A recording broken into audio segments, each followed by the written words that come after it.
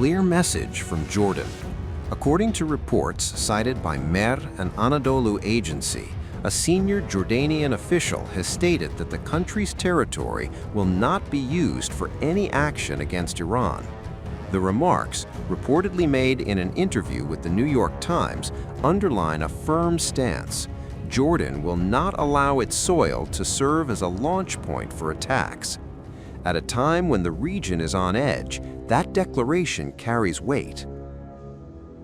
The same official reportedly expressed hope that ongoing negotiations between the United States and Iran would produce a political agreement, one that keeps the Middle East away from another devastating conflict.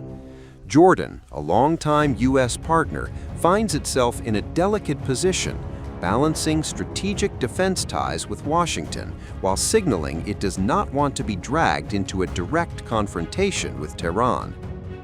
Yet even as Amman speaks of restraint, the skies are telling another story. The open-source intelligence monitor reports that at least 9, later possibly 10, U.S. Air Force C-17A Globemaster III military transport aircraft were airborne from the U.S. East Coast, heading towards Europe and potentially onward to the Middle East. Large-scale strategic airlift operations like this are rarely ignored. These aircraft are not fighter jets. They are heavy transport planes, capable of carrying troops, armored vehicles, missile systems, and logistical equipment across continents. When multiple C-17s move in close succession, it often signals repositioning of assets or reinforcement of forward bases. Whether precautionary or preparatory, the optics are significant. One facility drawing renewed attention is Sultan Air Base. Historically, the base has served as a strategic logistics and launch hub for U.S. operations across the Gulf region. According to reports, similar mass movement activity at the base has not been seen in recent times. Increased traffic there suggests forward positioning, not routine drills. However, additional reports indicate that the U.S. military presence in Jordan operates strictly within the framework of defense agreements between the two nations.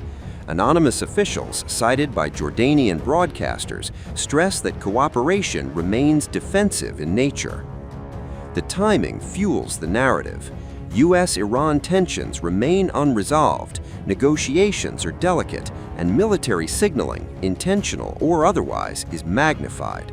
A surge of aircraft, a high-value air base, a public denial from Amman. Each element on its own may be routine.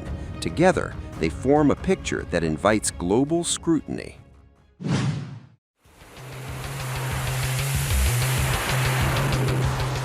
A warning from Beirut is now echoing across the Gulf. A Lebanese lawmaker says any U.S. attack on Iran would be met not with hesitation, but with missiles. As Washington boosts its regional military presence, Tehran's allies are raising the stakes, and the message is blunt. American warships could be sent to the seabed.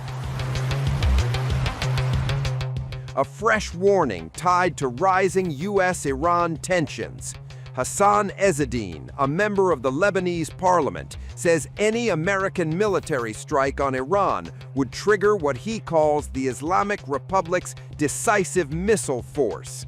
His message: U.S. naval threats will not go unanswered, and American vessels could be sunk. Ezzedine made the remarks while addressing the ongoing indirect nuclear negotiations between Tehran and Washington. He said Iran entered talks from a position of faith and strength, insisting the country's stance is not weak, but fully powerful.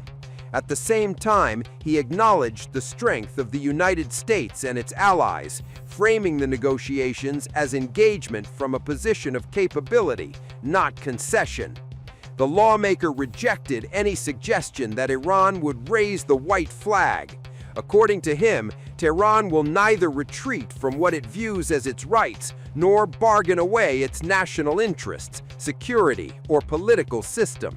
The message was clear. Diplomacy is on the table. Surrender is not. Allah. Ezzedine stressed that the current negotiations are limited strictly to the nuclear file.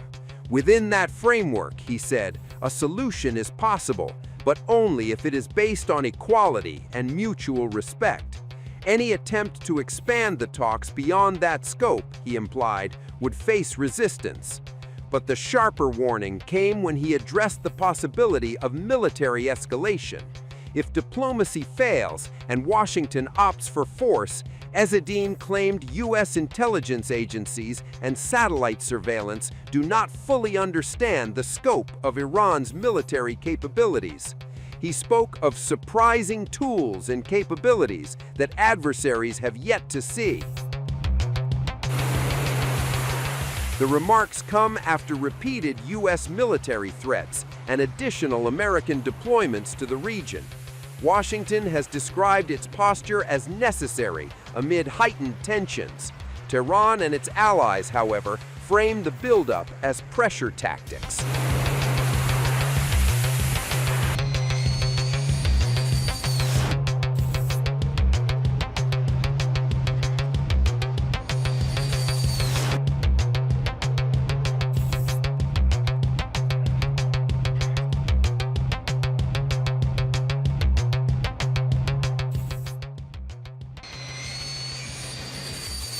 A surge in the skies. According to the open-source intelligence monitor, at least 9 C-17 military transport aircraft are now en route toward the Middle East. Hours later, that number appeared to grow. Reports indicate at least 10 U.S. Air Force C-17A Globemaster III aircraft airborne from the U.S. East Coast, bound for Europe. Flight tracking data shows many of these aircraft originating from Fort Hood, Texas. The heavy-lift C-17 is designed to transport troops, armored vehicles, missile systems, and air defense platforms across continents in a single hop. When multiple Globemasters launch within hours of each other, it signals movement at scale. The open-source intelligence monitor describes the flow as endless weapons and equipment now being sent toward the region. While official Pentagon confirmation remains limited, analysts tracking military logistics believe the flights could be linked to repositioning air defense assets closer to the Middle East theater.